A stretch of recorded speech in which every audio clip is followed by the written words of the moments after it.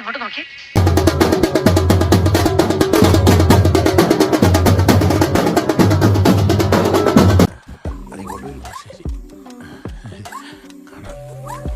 ഇത്രക്ക് പോപ്പുലറായ എന്നെ കണ്ടിട്ട് മനസ്സിലായില്ലടാ ജാടത്തേണ്ടി.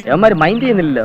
ഏത് നേരത്താണോ ഇങ്ങോട്ട് വലിഞ്ഞു കയറി വരാൻ തോന്നി കൂടി മുഖത്ത് നിന്ന് വായിച്ചെടുക്കാൻ പറ്റുന്നുണ്ട്. ആകെ തീരെ എൻജോയ് ചെയ്യാൻ പറ്റുന്നില്ല എന്നുള്ളത്. എങ്ങനെ എൻജോയ് ചെയ്യാൻ പറ്റും? അമ്മ അതിലെ സൈബർ അറ്റാക്ക് അല്ലേ റീസെന്റ് കിട്ടിക്കൊണ്ടിരിക്കുന്നത്.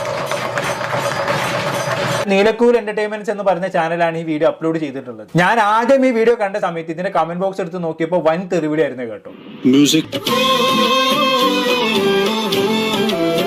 തെറിവിളിയായിരുന്നു കേട്ടോ. ലാസ്റ്റ് തെറിവിളി വല്ലാതായ സമയത്ത് നീലക്കൂലിന്റെ ആൾക്കാർ തന്നെ കമന്റ് ബോക്സ് ടേൺ ഓഫ് ആക്കിക്കാൻ. പക്ഷെ സാരില്ലേ, ഇതേ വീഡിയോ തന്നെ മറ്റൊരു ചാനൽ വന്നിട്ടുണ്ടായിരുന്നു. അതിന് താഴെ വന്ന കമന്റ് ഒന്ന് ഞാൻ വായിച്ചുതരാം. ലൈക്ക് ഒന്നും അങ്ങനെ കയറുന്നില്ലല്ലോ മാണി, ഇങ്ങനെ പബ്ലിക് ന്യൂസൻസ് ആവാതെ വീട്ടിൽ പോയി കിടന്നുറങ്ങും മാളി, ചളിപ്പുണ്ട് മുഖത്ത്. അതല്ല ഉദ്ദേശം. അതൊക്കെ കാണുന്ന സമയത്ത് എനിക്കെന്തോ വല്ലാത്ത സങ്കടം തോന്നുന്നുണ്ട് കേട്ടോ. എന്നാൽ ഇതൊക്കെ കണ്ട സമയത്ത് ഞാൻ ഇന്നലെ വെറുതെ പേളിമാണിന്റെ യൂട്യൂബ് ചാനൽ ഒന്ന് കയറി നോക്കി.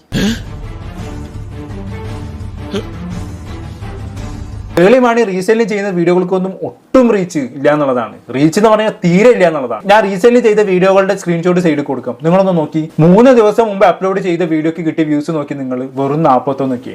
ഒന്നും വേണ്ട, ഒരു ദിവസം മുമ്പ് അപ്ലോഡ് ചെയ്ത വീഡിയോക്ക് കിട്ടിയ വ്യൂസ് നോക്കി നിങ്ങൾ, വെറും 21. പണ്ടൊക്കെ വെറുതെ ഒരു വീഡിയോ ഇട്ടാൽ പോലും പുട്ടുപോലെ 3 ലക്ഷം അടിക്കുന്ന ആളാണ്. ഇപ്പൊ റീച്ച് നോക്കി നിങ്ങൾ കുത്തനെ കുറഞ്ഞു. അതിനെല്ലാം കഴിവുള്ളൂ ഇവിടെയുമുണ്ട് ഫാദർ ജോസ്. ഞാനൊരു കാര്യം പറയട്ടെ, നീ എന്തിനാടാ ഇങ്ങനെയൊക്കെ ചെയ്യുന്നത്?